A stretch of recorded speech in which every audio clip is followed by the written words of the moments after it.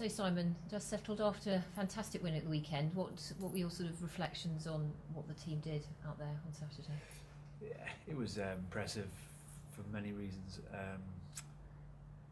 The players have taken a bit of stick after the Zebre result, and rightly so. No disrespect to Zebre, but the team that we put out and the performance that we'd had leading up to that game, we expected to go there and play better than we did, and hopefully that would have got us a result. It didn't, but coming home, we felt like we owed each other a performance, and the players certainly stepped up to that, but also gave the fans something to cheer about as well. And I think that was really special. For me, it was probably the best performance of the season, for other reasons other than the fact that we desperately needed the league points as well, and stay in touch with that top four. So for many reasons, it was a really good result and performance, and against a team that has been a bit of a nemesis for us over the last couple of years. We haven't played particularly well against Ulster, and a lot of those players that we've struggled against played on the weekend, and we managed them very well. So it was a pleasing win and performance for lots of different reasons. A very comprehensive performance again. You sort of go back to the fact 7 internationals missing. A lot of people talk about this period. You'd spoken about it the week before, how important it was to try and build that continuity. Were there any, I mean, you said it was obviously lots of aspects to it, but were any particular things that pleased you? I think the way we approached the game, we went about our business. It wasn't a particularly great night for playing open running rugby, but we adapted well to that, and I think we adapted better than Ulster probably to the conditions.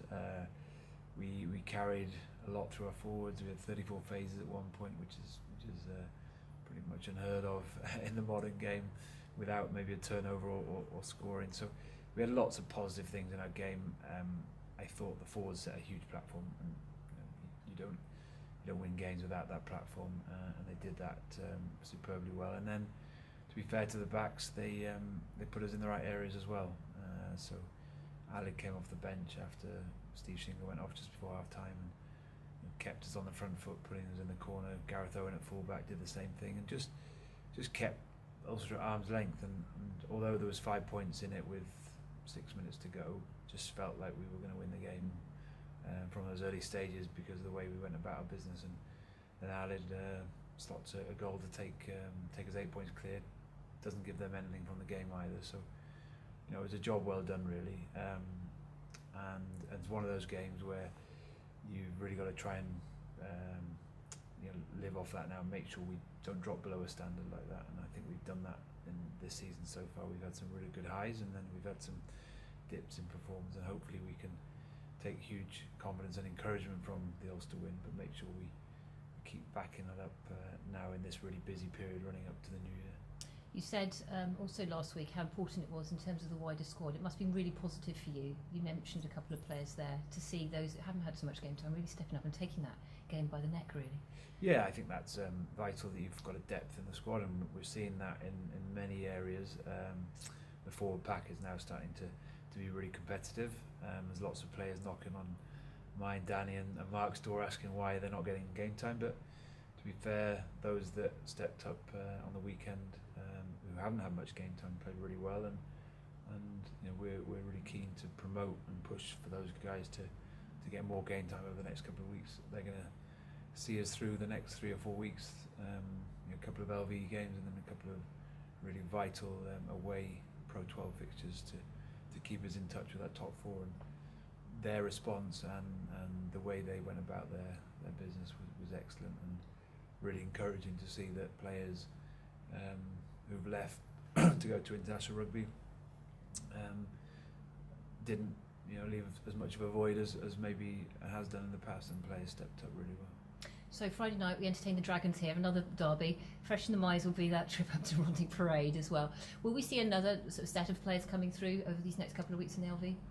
I think we'll use it as a combination of trying to get players more game time. So there's still players that haven't had that much game time in recent weeks, have sat on the bench quite a bit over the European period, and also expose some of the youngsters to a higher level of rugby. There's been some really good performances from our Premiership teams. Nethley, Kamal and Thunderbury are all kind of riding high in in the Premiership. So it's important that we reward some of those performances with game time for the players we feel can step up, and this is an ideal time for that. So it's a bit of a mix, really, a balance between keeping the momentum going and getting players game time, but also bringing through some of the youngsters. And we've had a proven record of bringing through youngsters in the last couple of years, but fortunately they often get nabbed by other teams after that exposure. So it's important that we keep pushing through and developing those players, and this LV couple of weeks gives us that opportunity without losing the momentum going into Connacht. And presumably the Dragons will see it in the same way, so they've got a lot of promising youngsters as well, haven't they, in their ranks? Yeah, and that will probably be a bit of a leveller, and that's a good thing. That I think all the teams will use this as partly to download a few players who need a bit of time off, and they've had a lot of rugby to now, and we've got probably 5 or 6 of those that won't play this weekend, but still keep the nucleus of the team that did so well against Ulster, and blood a few youngsters as well. And talking of new blood, somebody's just flown in from further afield. Fraser Climo, I think he's just arrived with us this weekend. How's he settling in so far? Have you had a chance to catch up with him? Yeah, he arrived on the weekend a little bit jet lagged, but he's trained today, and he's gone well. It's different coming to a new club and take a couple of weeks to settle in, but we're keen to get him game time as soon as we can, really, but not force him to get out there too soon, and want him to feel comfortable on different calls and systems that he'll be having to get used to. So we'll use the next couple of weeks as an opportunity to get lots of training into him, lots of game understanding into him, and then he's a pretty bright guy anyway, so hopefully he'll pick up fairly quickly, and we'll hopefully see him play over the next couple of weeks.